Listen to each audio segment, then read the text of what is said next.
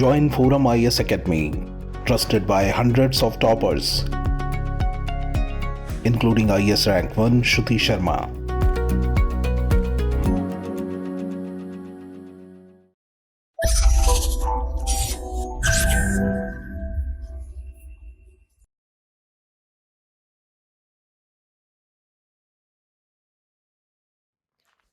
Hello friends, this is Vijay. Welcome to ForumIAS Hindu Daily. In our today's news analysis, we are going to see the list of topics in the display.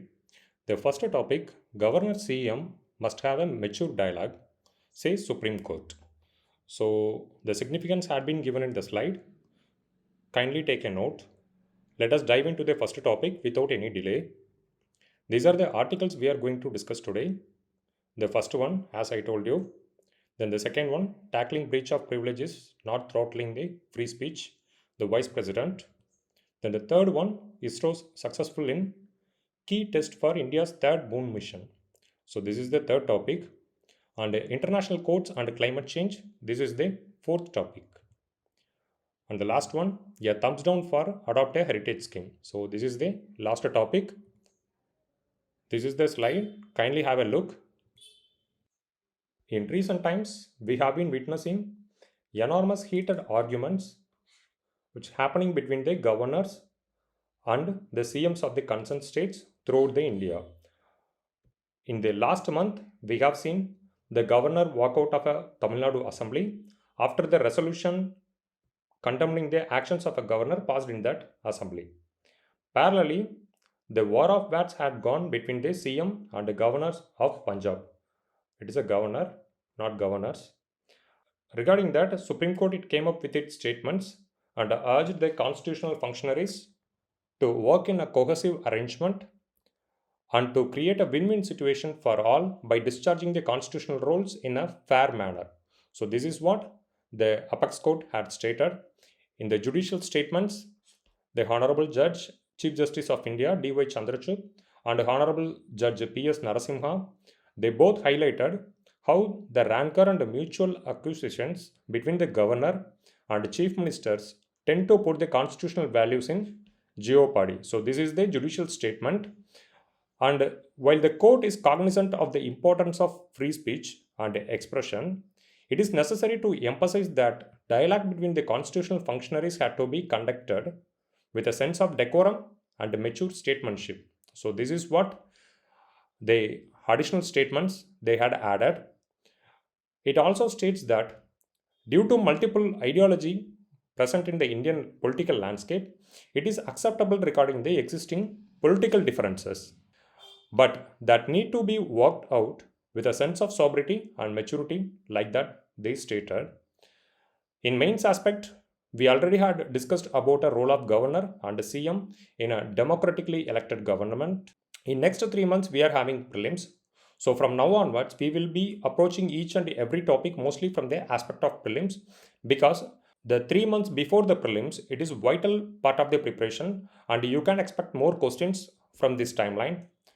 Now let us discuss about the CM in a state from the aspect of prelims. Article 164 of the Constitution, it envisages that the chief minister shall be appointed by a governor. A leader of the party that has got the majority share of votes in the assembly elections is appointed as a chief minister of a state. Here we are following a first past the post election. The term of chief minister is not fixed. Okay. But with respect to the governor and chief minister, you should know the governor is the nominal executive authority, which means he is a de jure, and the chief minister is a real executive authority and he is a de facto head of the government. However, the discretionary powers enjoyed by the governor reduces to some extent the power, authority, influence, prestige, and role of a chief minister in a state administration. So these are the things you need to keep in mind. Then a person who is not a member of the state legislature can be appointed as a chief minister for 6 months. Within that 6 months, he should be elected to the state legislature, failing which he ceases to be a chief minister. So this is a further constitutional provision. Now let us discuss about the term of the CM. the term he hold office during the pleasure of the governor. Okay. Here the UPSC can trap you by providing the statement like fixed tenure of 5 years. So you should be very aware. The chief minister, he or she doesn't have any fixed tenure. Then the state legislative assembly, they can also remove him by passing a vote of no confidence motion against him. Okay. So by passing a no confidence motion, the state legislative assembly can remove the chief minister. Then let us discuss about the powers and functions. Here we need to split the powers under 4 subheads. First one with respect to the Council of Ministers. The governor, he usually appoints only the persons as ministers who are recommended by the chief minister. So the appointment will be done by the CM's recommendations with respect to the Council of Ministers. He also allocates and reshuffles the portfolios of the ministers. So the portfolios and all will be decided by the chief minister. Then the third one, collapse of a Council of Ministers. He can bring about the collapse of the Council of Ministers by resigning from office. Since the chief minister is the head of the Council of Ministers, so once the chief minister resigns means the entire Council of Ministers will be collapsed. Then with respect to the governor, under Article 167 of the Constitution, the CM will be acting as a link. So article number 167. Okay. So under 167, he or she will be acting as a link between the Council of Ministers and the governor. Then CM advises the governor regarding the appointment of important officials like Advocate General, Chairman, members of State Public Service Commissions, State Election Commissions, etc. So these are the vital constitutional posts. Here the appointments and all will be carried out only taking the recommendation from the Chief Minister. Now let us discuss the powers and functions with respect to the state legislature. Here with respect to the state legislature, all the policies are announced by him on the floor of the house. So he is playing a main and vital role in policy announcements. Then he recommends the dissolution of the legislative assembly to the governor. So these are the few things you should know. Then with respect to the other functions, he acts as a vice chairman of the council, zonal council, okay, which will be by rotation. He will be holding a office for a period of 1 year at a time. Okay. So in the zonal council, he will be acting as a vice chairman for 1 year. And the chairman of the zonal council is Home Minister. Then he is a member of the interstate council. Interstate council, it will be chaired by the Prime Minister. And he is also acting as a member of the governing council of the Niti Aayog.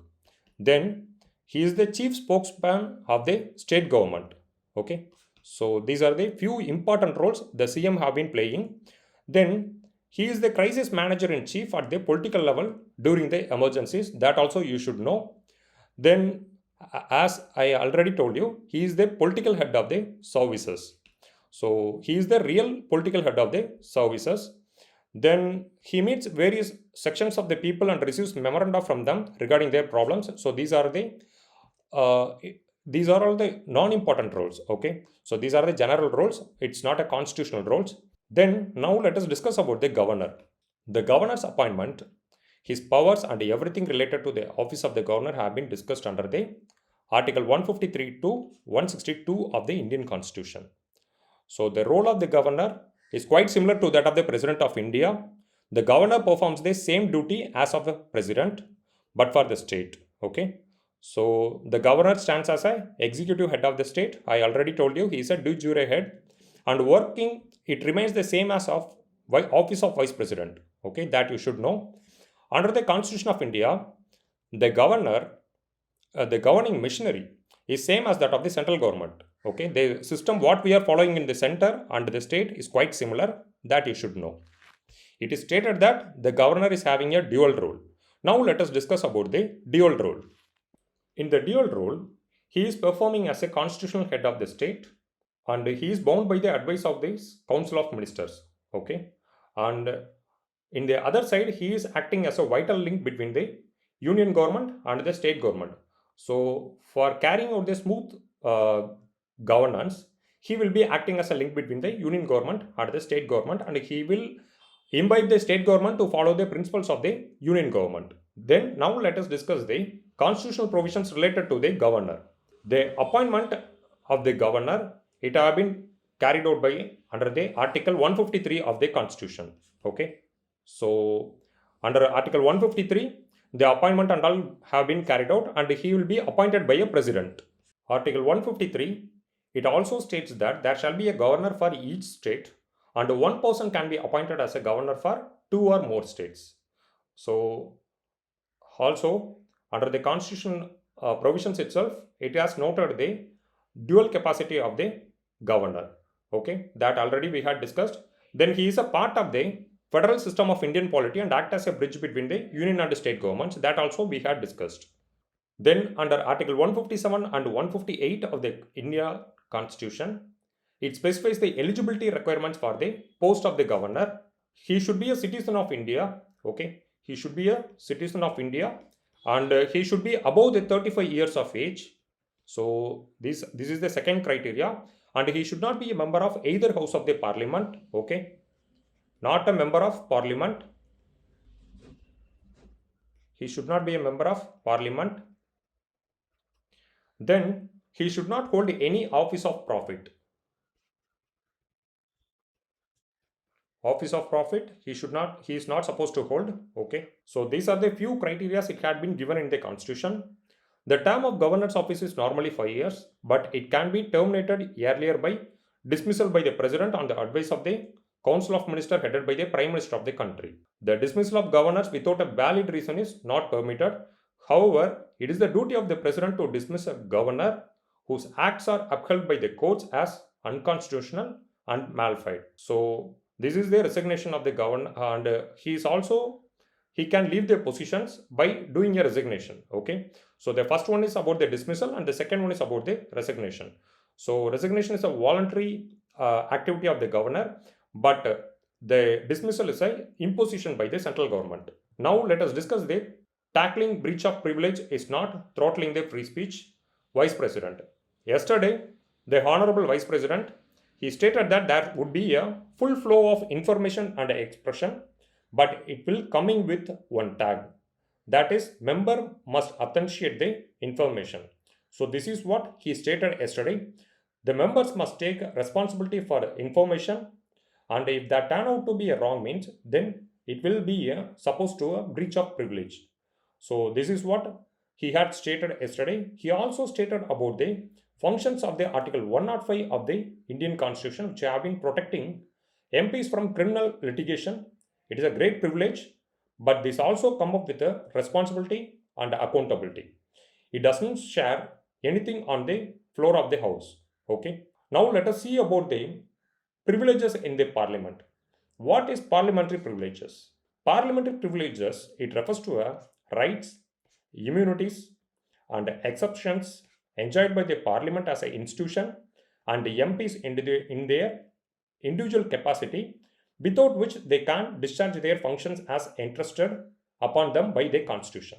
So this is the first point. Then second one, when any of these rights and immunities are discarded, the offense is called a breach of privilege and is punishable under a law of parliament. Okay, so MPs and concerned party members, they should not supposed to violate the privileges what the constitution had enshrined. Then a notice is moved in the form of a motion by any member of either house against those being held guilty of the breach of privilege.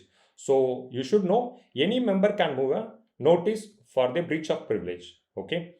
Now what are the rules governing the privilege? The rule number 222 in chapter 20 of the Lok Sabha rule book and rule 187 in chapter 16 of the Rajya Sabha rule book, they have been governing the privileges. Apart from Article 105 mentions two privileges: the freedom of speech in parliament and right of publications of its proceedings. So these are the two other rules which had been given under the Article 105. Yesterday he actually mentioned the Article 105. A member may, with the consent of the speaker or chairperson, raise a question involving a breach of privilege either of a member or the house. Okay, so you should also keep in mind that any member, they can raise the question with respect to the breach of privilege by taking the consent from either the speaker or the chairperson. Now we can see the sources of the parliamentary privileges. The first one, the constitutional provisions. Then the second one, various laws made by the parliament. Then the third one, rules of both the houses. Then the fourth one, parliamentary conventions. Then the fifth one, judicial interpretations. You can expect a prelims question from here because only 5 sources we are having. So they can trick you by giving some add-on resources. Okay. Now let us see the collective privilege. The privileges belong to each house of the parliament collectively are the ability to publish reports, debates, and proceedings, as well as the ability to prevent others from doing so. Okay. It can publish truthful reports of the parliamentary proceedings without the House's authorization under the freedom of press. However, in the case of House meeting held in secret, this right of press doesn't apply. That you should know. Now, let us discuss the second privilege. It keeps strangers out from the gatherings and organize covert sessions. Okay, it can organize some covert sessions to address some vital issues. So this is the second privilege. Then the third one, it can make rules to govern its own procedure and commercial activity, as well as to adjudicate on such issues. So this is the third privilege. Then the fourth one, it is having a right to receive an immediate notification of a member's arrest, custody, conviction, imprisonment, and release. So regarding that, the House is having a right to receive immediate notification. Then it can initiate inquiries and compel a person's attendance. Okay, so these are the few privileges the House is having over the persons. Then the courts are not allowed to investigate a House or its committee functionings. So through this, it clearly delineates the function of a House and court, and also it protects House from any external interference. Okay, so these are the collective privileges. Then, without the consent of the presiding officer, no one can be arrested and no legal process can be initiated within the premise of the houses. Okay, so this is the last privilege. It hadn't been given here, but you should know. Then let us see the individual privileges. With respect to the individual privileges, it is belong to the members individually. Okay, so each and every individual is having certain privileges for being a part of the houses. Now let us discuss the first one. During the session of parliament, from 40 days before the beginning to the 40 days after the summoning, after the 40 days of finishing the session, okay, no member can be arrested. This privilege is only granted in civil matters and it is not applicable to the criminal issues. Also, it is not applicable to the preventive detentions. Here you should know each and every MPs can be subjected to preventive detentions. So this is one of the main fact with respect to the individual privileges. In parliament, members have right to free expression. Okay, they are having a right to free expression. No member of the parliament or its committee is accountable if any court for anything said or voted in a parliament or its committees. This independence is limited by the constitutional provisions as well as the norms and standing orders that govern the parliament functioning. So this is the second individual privilege. And the third one, members of a parliament, they can exempt from jury duty when parliament is in session. Okay, so this is the third one. They have the right to decline to give evidence and testify in court. Okay, whenever the house is in functioning, they can do this. Then what is the privilege committee? In the Lok Sabha, the speaker, he or she usually nominates a committee of privilege consisting of 15 members as per their respective party strength. It will present the report to the leader of the respective house regarding the breach of the privileges. A report is then presented to the house for its consideration. The speaker may permit a half-hour debate while considering the report. The speaker may then pass final orders or directs that the report be tabled before the house. A resolution may be moved relating to the breach of privilege that has to be unanimously passed.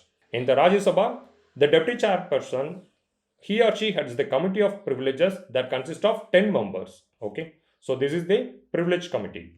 Now let us discuss the article titled ISRO successfully testing the parameters for India's third moon mission. So the article is all about it, and Why in news? Yesterday, ISRO successfully conducted the flight acceptance hot test of CE-20 cryogenic upper stage of LVM-3 launch vehicle of the Chandrayaan-3. Okay, so this is the news. Now let us discuss. It also stated that all the parameters were tested and the outputs are very close to the predicted values. Okay, now let us discuss what is Chandrayaan mission 3. The Chandrayaan 3 mission, it is a continuation of the Chandrayaan 2, which was launched in the July 2019 and had the goal of putting a rover in the lunar south pole. Okay, so but it was miserably failed, and the Chandrayaan 3 will be acting as a continuity of the Chandrayaan 2 mission. The Vikram lander, you might be known. So the Vikram lander subsequent failure prompted a development of a different mission to show off the landing skills required for the 2024 lunar polar exploration mission that is being proposed in collaboration with Japan UPSC. Okay, so this mission, it will be having a landing module and an orbiter, but unlike Chandrayaan 2, this orbiter, it won't be equipped with a research payload.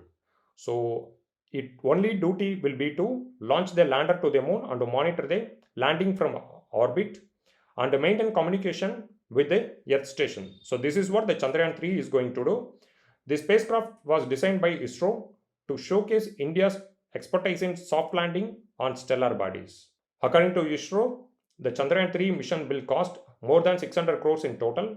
In contrast, the Chandrayaan 2 mission cost a total of 960 crores.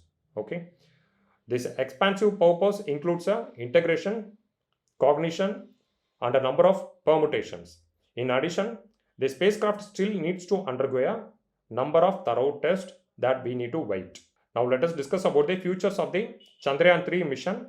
A rover and a lander will be clubbed in a Chandrayaan 3 and it will be launched from the Earth, and there won't be any orbiters like Chandrayaan 2. Okay, so there won't be any orbiter. It is not an orbiter lander rover mission. It is only a orbiter and a lander mission. And India wants to look at the moon surface, particularly in regions that haven't seen sunlight in a few billion years. These darker regions of the lunar space, okay, these darker regions of the lunar space may contain ice and some rich mineral deposits. So this is what the scientists and astronomers have been predicting. Additionally, this exploration will try to examine the exosphere and the subsurface as well as the surface of the moon. The spacecraft rover will interact with Earth through an orbiter salvaged from Chandrayaan 2. So under the Chandrayaan 2, the orbiter have been functioning well. So the lander, it will communicate the Earth through the orbiter of Chandrayaan 2. As a distance of 100 km from the lunar orbit, it will take pictures of the surface in order to analyze it. Okay. Then the lander of the ISRO's Chandrayaan 3 will be powered by a 4-throttle. Okay, it will be powered by a 4-throttle able engines.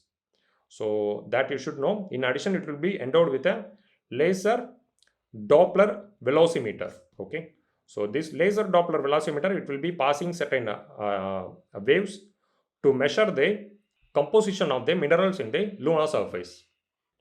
Now let us discuss what is Chandrayaan 2 mission. So it is an orbiter lander and a rover. Okay, it is an orbiter lander rover mission, and while the lander and rover models were to be separated to make a soft landing on the moon surface, the orbiter would observe the moon from a 100-kilometer orbit. So this is what it had been predicted.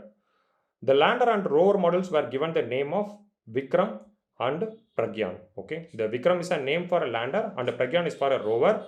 But you might know that the lander rover, the device had been crashed while doing a soft landing. So it was launched on the GSLV Mark III launch vehicle, the nation's most potent and geosynchronous launch vehicle. However, the lander Vikram crashed. So because of that, it prevented the rover Pragyan from successfully exploring the moon surface. So this is about the Chandrayaan 2, and the project cost was 960 crores. Then you should know why the lunar south pole have been targeting by the India. The reasons are the shadow covered portion of the lunar surface at the south pole is significantly bigger than the north pole, which makes it particularly interesting. Okay, So the South Pole is comparatively bigger than the North Pole, and ISRO predicted that there might be a chance that regions nearby that are always in darkness, so it may contain some water. So this is what ISRO also predicting. The craters found out the South Pole. Okay, so the craters found out the South Pole are likewise of great interest to the scientists. They think that mysterious fossil records of the early planetary system may be present in these cold traps. Okay, so these are the few reasons which have been attracting factor for the future upcoming missions. Now let us discuss about the GSLV Mark 3. In the last week, we had discussed about GSLV Mark 3. Anyway, let us do a brief recap. GSLV means Geosynchronous Satellite Launch Vehicle. Okay, the Mark 3 is a advanced variant in the GSLV segment. So it is a 3-stage vehicle designed to launch communication satellites into a geostationary orbit. So it is a 3-stage vehicle, as I already told you. The first stage, 2 solid strap-on motors will be there, and in the second stage, liquid Vikas engine. Okay, so in the second stage, Vikas engine will be there. Liquid, it will be using a liquid fuel. Okay, then the third one, it will be having a cryogenic engine. So the third stage will be a cryogenic stage. Okay, and the payload capacity is to the lower Earth orbit, it can having the capacity to carry 8 tons of load, and to the geosynchronous transfer orbit, it is having a capacity to carry 4 tons of load. Okay, and here is the next article. International courts and the climate change. YN News, a group of 16 countries waged a fight in the floor of UN led by Vanuatu. They seek an advisory opinion from the ICJ. Now let us discuss about the ICJ. It is an International Court of Justice, and ICJ was established in the year of 1945. So it came into existence through the UN Charter. Okay, in the year of 1946. In the year of 1946, it actually started its functioning. And the second one, it is the principal judicial organ of the UN, and it is locating in the Hague. Okay, in Hague, actually, several judicial institutions were locating, and ICJ is also one among them. Unlike the 6 principal organs of the UN, it is only one not located in the New York. Okay, so the rest of the UN organizations, they are locating in the New York only. Now let us discuss about the composition. It is composed of 15 judges who are elected to a 9-year term by the UN General Assembly and the UN Security Council. So they will be elected by the UN General Assembly and they will get the approval from the UN Security Council. Here the process is, there will be a list of people nominated by the national groups in the Permanent Court of Arbitration. From there, actually the election process will kickstart, and the elections and all have been governing by Article 4 to 19 of the ICJ statute. Article 4 to 19 of the ICJ statute have been governing the elections in the International Court of Justice. Then elections are staggered with 5 judges every 3 years to ensure the continuity in the court. Okay, so therefore 5 judges will be selected or elected every 3 years. Jurisdiction, they are having 2 variants of jurisdiction. One is contentious jurisdiction and another one is advisory jurisdiction.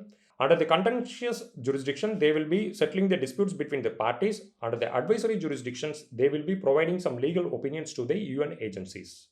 And the judgments and the advisory, what they are providing is non-binding. That you should know. Then now let us discuss what the Vanuatu have been doing.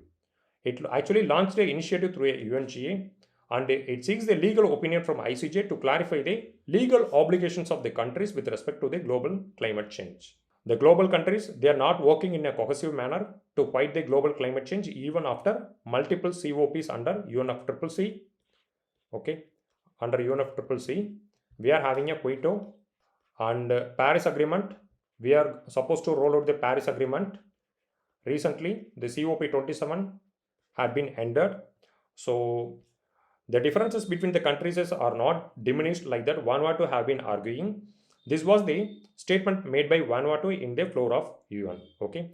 Therefore, the global climate change is going to impact decisively the island nations, especially the Vanuatu, and In the near future, they are going to witness the rising sea level and spiking average temperature in their surface. Therefore, in the year of 2021, the Vanuatu, it actually launched the initiative through the UNGA, and through which it have been seeking the legal opinion from the ICJ to clarify the legal obligations of the countries. Okay. Now, what are the questions? Legal questions have been put forward by the Vanuatu. The first question: what are the international obligations of the countries towards the protection of the climate system from anthropogenic emission of gases for the present and the future generations? This is the question number 1. Then the second one: what are the legal consequences for states that have caused a significant harm to the climate system? Okay, here ICJ will utilize the existing legal arrangements in treaty conventions to determine the answer for question number 1. It will also use general and customary international law in plugging the gaps in this issue. Okay, so this is how the article have been discussing. Also, in the UN climate negotiations, climate reparations is the evergreen topic. It have been witnessing discussions for past 2 decades, but single dollar hadn't flowed in the coffers of vulnerable countries. Even in the COP27, it was agreed to establish the loss and damage fund. Okay, loss and damage fund in the COP27, but there is no clarity on the donors for this fund. Also, the link between the historical emissions and funding yet to be determined. Therefore, the ICJ's opinion to second question will form the operational principles of the loss and damage fund. Now let us discuss about the role of ITLOS. Okay, but before getting into the role of ITLOS, let us discuss the UN clause, UN Convention on the Law of Sea. The significant agreement in the Law of Sea is the UN Convention on the Law of Sea. Okay, so it came into existence in the year of 1982. It was formed after the third UN conference on this law, which held between the 1973 and 1982 across multiple sessions.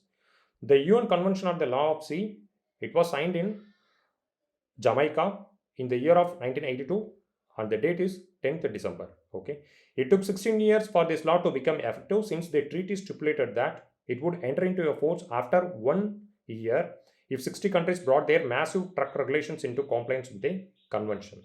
On 18th November 1993, Guyana becomes the 16th country to ratify it.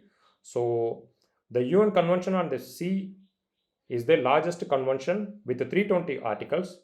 So these articles cover all the significant aspects of the law. Now let us discuss the ITLOS.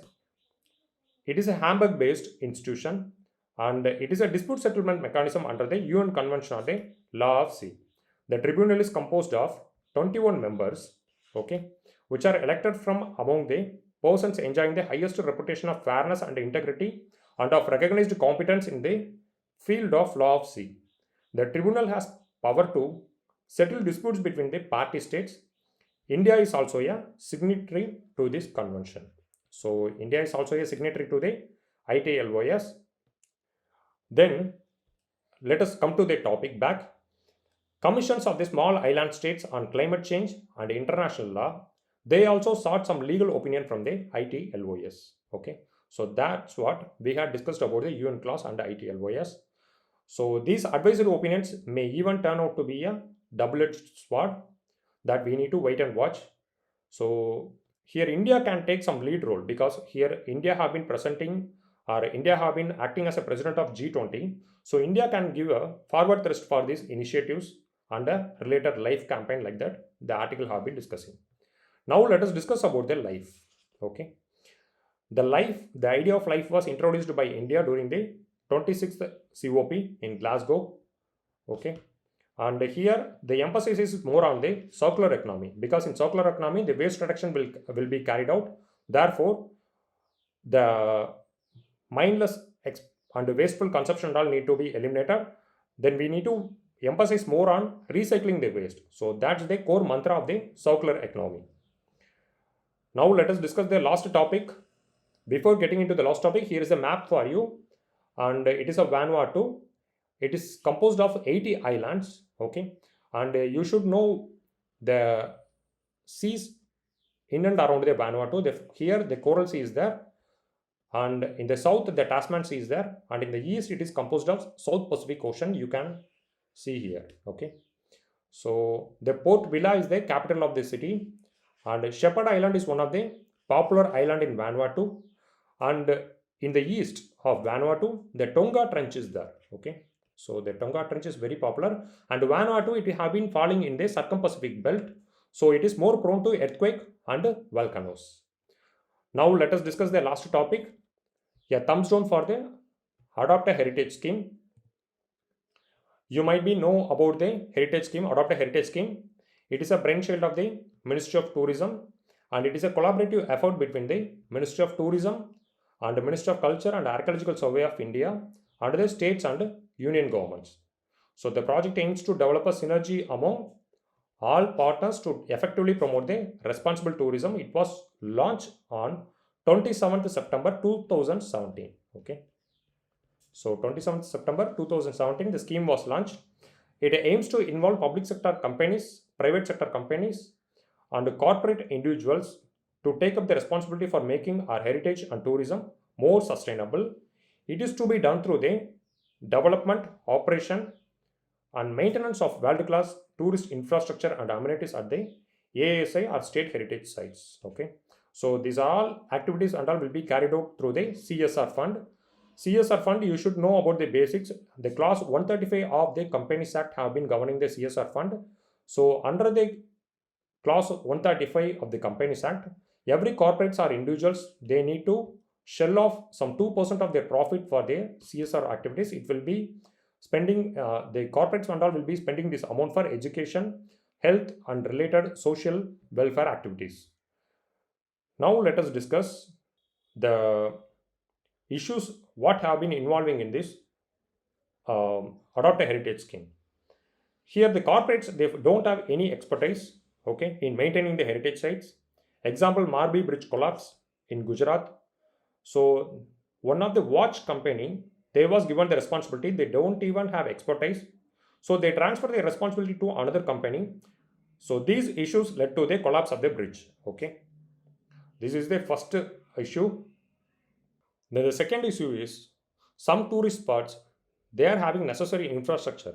Like they had given some examples, Prakatishwar Temple of Tanjore and Akbar Palace in Fatehpur Sikri. Okay, so these are the few places they are having necessary infrastructure. So why we need to spend some CSR fund in these tourist places like that?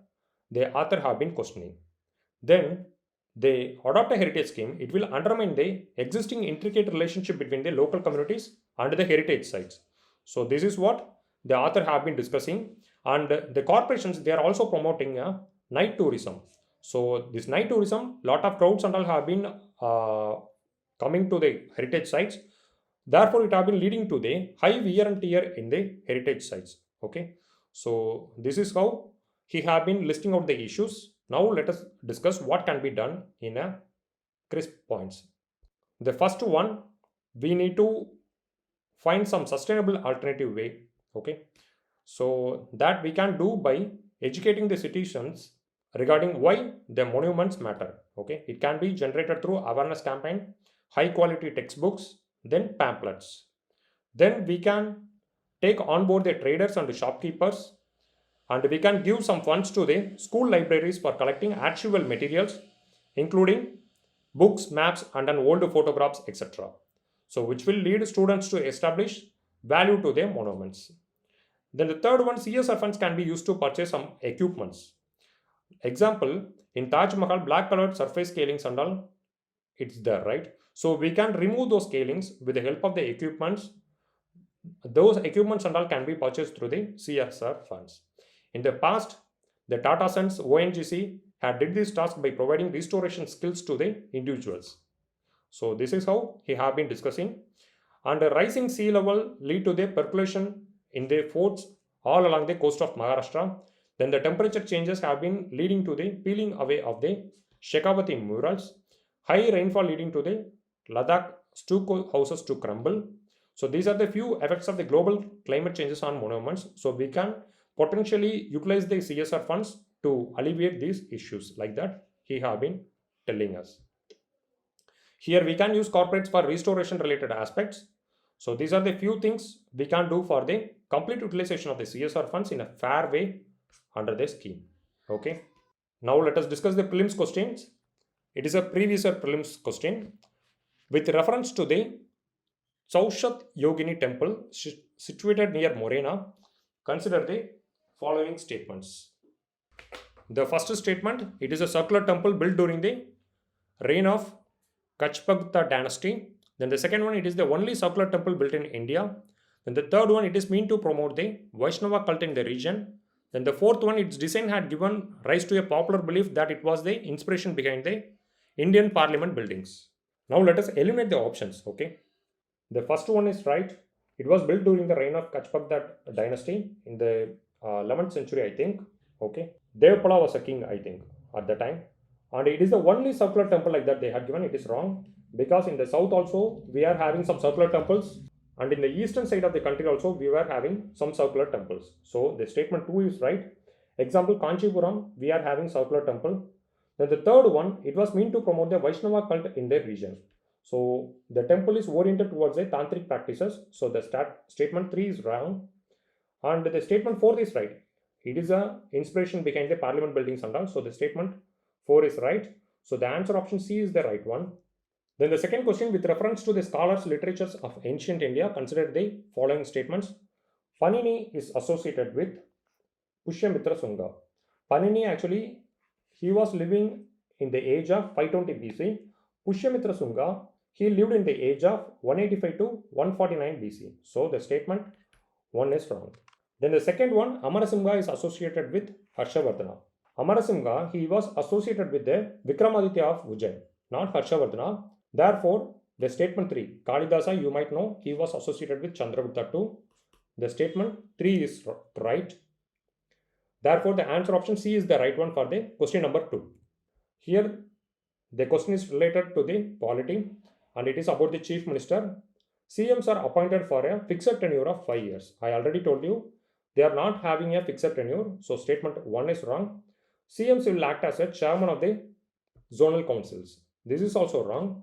They will be acting as a vice chairman of the zonal councils for a time period of 1 year. And the Union Home Minister will be acting as a chairman of the zonal councils. Therefore, both the options are wrong. Answer option D is the right one for question number 3. That's it, friends. Let me catch you in tomorrow's news analysis with some other topics. Thank you for your patience. Bye.